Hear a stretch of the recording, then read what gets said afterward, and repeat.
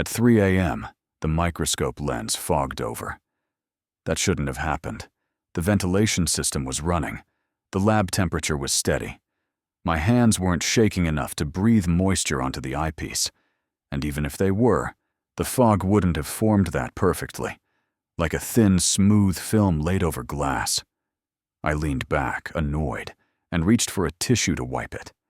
That's when the fog cleared on its own.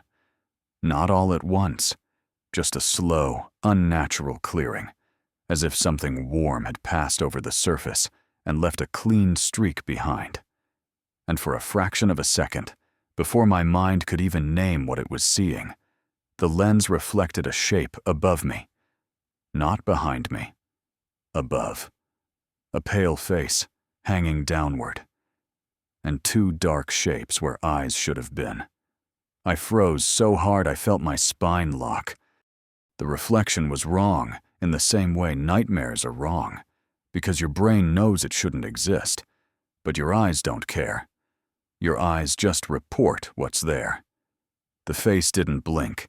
It didn't move closer. It simply hovered, upside down, as if it was standing on the ceiling and bending to watch my hands work. My throat tightened. I couldn't even swallow. I forced myself to turn around. Nothing.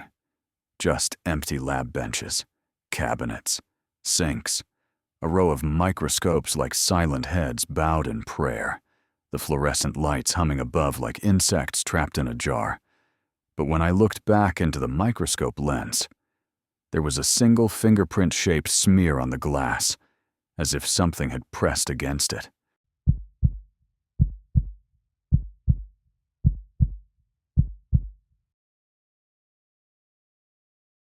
My name is John, and this happened about 18 years ago, during my senior year of college at a local university. I was a biology major, the kind who lived more in lab rooms than dorm rooms. I wasn't reckless or dramatic. I wasn't the guy telling ghost stories at parties. Back then, I didn't even believe in ghosts. Not really. What I believed in was deadlines, grades, and the fear of wasting 4 years of tuition because I couldn't finish one final project. Our senior capstone was mandatory. It determined whether you graduated. You had to pick a research topic, run proper testing, document everything, and present results. And it had to be done with a partner. The problem was, I procrastinated on picking one. By the time I started asking around, most of my classmates already had partners and lab slots. The daytime lab hours were gone. The weekend hours were gone. Everything normal was booked. Only a few of us were left. That's how I got paired with Tim. Tim was smart and quiet, the kind of guy who showed up, did the work, and avoided conversation if it wasn't necessary. We weren't friends. We were just forced into the same lifeboat. When we finally picked our topic and submitted the paperwork, the department gave us our lab schedule. I remember the professor sliding the sheet across the desk and saying, almost casually, "Those are the only hours left. 8 p.m. to 6 a.m. Overnight. Every night. For weeks." Tim and I looked at each other like we'd just been sentenced, but we didn't argue, because arguing wouldn't change anything. Our biology lab was on the 3rd floor of the science building. During the day, it felt normal. Busy, bright, full of people. But at night, the building became hollow. Like the walls themselves were listening. It wasn't just quiet. It was the type of quiet that makes you hear your own blood moving. The air conditioning vents would clack and sigh. The lights would hum. You'd hear the occasional tick of pipes cooling, like fingers tapping inside the walls. And sometimes, far down the hallway, you'd hear a door close. But not a normal door close. A slow, heavy click, like it was being shut carefully by someone who didn't want you to hear. Tim and I split the workload. He tested from 8 p.m. to 1 a.m. I tested from 1 a.m. to 6 a.m. Our testing involved plant specimens treated with chemicals, then examined under a microscope for cellular changes.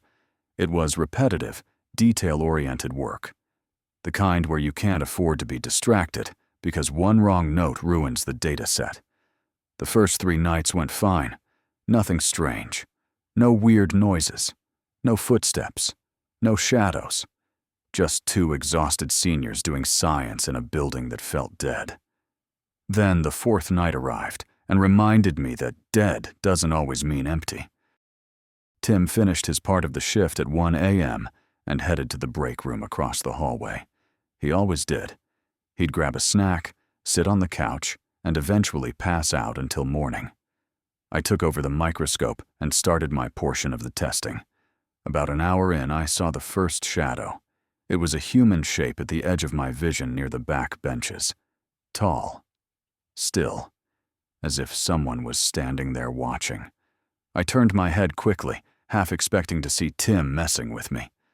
Nothing. The benches were empty. I stared for a long moment, waiting for movement. There wasn't any. I forced myself to sit back down and keep working. 10 minutes later, it happened again. Same place. Same shape. I turned so fast my neck popped. Again. Nothing. My skin prickled, that sensation you get when your body is preparing for danger, before your mind understands why. I stood up and walked to the break room. Tim was asleep on the couch, mouth slightly open, one arm hanging off like he'd been unplugged. His phone was on the floor. The vending machine lights washed his face in cold blue. I shook him once. He barely stirred. It wasn't him. When I walked back to the lab, the hallway felt longer than it should have, like the building expanded while I wasn't looking. I returned to my station and tried to ignore everything. Then the shadow appeared a 3rd time. Only this time it moved, not like a person walking, like a stain sliding across the air, a dark blur that crossed from one bench to another without making a sound. I felt my temper flare. Fear does that sometimes. It turns into anger, because anger feels stronger than helplessness. I muttered, loud enough for the room to hear. All right. Enough. I don't know why I said what I said next. Maybe it was pride. Maybe it was exhaustion. Maybe it was that part of the brain that still believes, deep down, that nothing supernatural can respond to you because supernatural things aren't real. But I spoke into the empty lab like I was speaking to a person. If there's a ghost in here, if there's something messing with me, then prove it. Move something. On the table beside my microscope, I had a beaker filled with a chemical solution, clear, slightly viscous. I remember staring at it, half embarrassed at myself. Nothing happened, for a few seconds. And then the beaker slid. Not a wobble, not a vibration. It slid like an invisible hand had placed 2 fingers against the glass and pushed. 3 inches. 4. 5. Then it tipped. The solution spilled across the table and dripped over the edge like water off a cliff. The smell hit immediately, sharp and sterile. I couldn't breathe. I just stood there with my hands half raised, palms open like I was being robbed. My heart was hammering so hard I thought I might pass out. And the worst part? The lab was still. No wind, no vibration, no reason for it. I whispered, shaky. Okay. I'm sorry. My voice sounded small in that big room. I didn't mean any disrespect. I need to finish this. I need to graduate, please. Just let me work. The air felt different after that. Lighter. Not safe, but calmer. Like something had been satisfied. The rest of the night, nothing else moved. But I worked with my shoulders tense the entire time, like I was expecting a hand to touch my neck from behind. I finished the shift. I didn't tell Tim. Not yet. Because saying it out loud would make it real. A week later, Tim and I needed seaweed samples stored in a first-floor lab in the same building. The department used a row of glass fish tanks, 8 or 10 of them, to grow seaweed under controlled conditions. It was routine. I volunteered to go early and collect what we needed so we could stay on schedule. I arrived around 6 a.m. The building was technically open, but it was mostly empty. Morning sunlight bled through the tall windows, turning the hallways pale and gray. I unlocked the first-floor lab and stepped inside. I didn't flip the lights on because the natural light seemed enough. Big mistake. The room was quiet, except for the low bubbling of aquarium pumps. I walked across the lab toward the door that led deeper into the area, toward the seaweed room. And then I saw her. A woman sitting in a chair near the left side of the room. White lab gown, short hair, black leather shoes. Simple, professional, slightly pointed. Her back was facing me. I stopped walking, confused. I didn't hear the door open. I didn't hear footsteps. I didn't hear anyone else enter. I thought maybe she was staff, a grad student, a professor. I cleared my throat to speak. Before I could, she stood up, smoothly, calmly, and walked toward the seaweed room door. The door was closed. She didn't reach for the handle. She didn't pause. She just kept walking and passed straight through it, like the door wasn't there. I felt my legs go numb. I stood frozen long enough that my eyes started watering from not blinking. Then I forced myself to move. I flipped every light switch on. The fluorescent lights buzzed to life, harsh and bright, making the room look clinical again. I walked to the door. It was solid, locked like normal. I opened it anyway and stepped into the seaweed room, telling myself I hadn't seen what I'd seen. I collected samples with trembling hands. I refused to look into any reflective surfaces. I refused to look at the corners. I kept my eyes down, focused on the tanks. When I was done, I turned to leave with my arms full. My phone slipped from my pocket and hit the floor. I cursed under my breath, shifted everything in my arms, and crouched down to pick it up. That's when I saw the shoes, black leather shoes, right in front of me, 3 feet away. My blood went ice cold. The feet were pointed toward me, and then they began to rock. Toe, heel, toe, heel. As if someone was standing there impatiently, waiting for me to look up. I didn't look up. I snatched my phone and ran. I ran out of the lab so fast I didn't even turn off the lights. I didn't stop until I was outside in the morning air, choking like I'd been underwater. Later that morning, I told a few classmates who used the same building. I expected laughter. Instead, they went quiet. One girl said, "White coat." Another asked, "Black shoes?" When I nodded, she just stared at me and said, "Yeah, that's her." And then the stories came out. A group of freshman girls told me that months earlier, during an evening lab session, 3 of them went to the restroom. The lights flickered while they were washing their hands. When the lights stabilized, one of them looked into the mirror and froze. Reflected behind them, on the ceiling, were a pair of female legs walking upside down across the tiles. Just legs up to the knees, moving like it was the most normal thing in the world. The girls turned around. Nothing. They looked back in the mirror. The legs kept walking. They screamed so loud the whole hallway heard it. One girl fainted. Another incident happened in the men's restroom. A junior-year student was in the last stall when he heard the stall door next to him close, even though he hadn't heard anyone come in. He looked down and saw nothing. No shoes, no feet on the floor. Then he looked up, toward the gap above the stalls, and saw a pair of black leather shoes stepping across the ceiling. He ran out screaming, pants half-buttoned, not caring who saw him. But the one that locked everything into place for me was Frank. Frank was the building's night security guard. I knew him from freshman year. He used to be stationed in the science building regularly. But recently, I hadn't seen him. I ran into him in another building and stopped him. "Frank," I said, "where have you been?" His face tightened like I'd asked about something he didn't want to remember. "I transferred," he said. "Why?"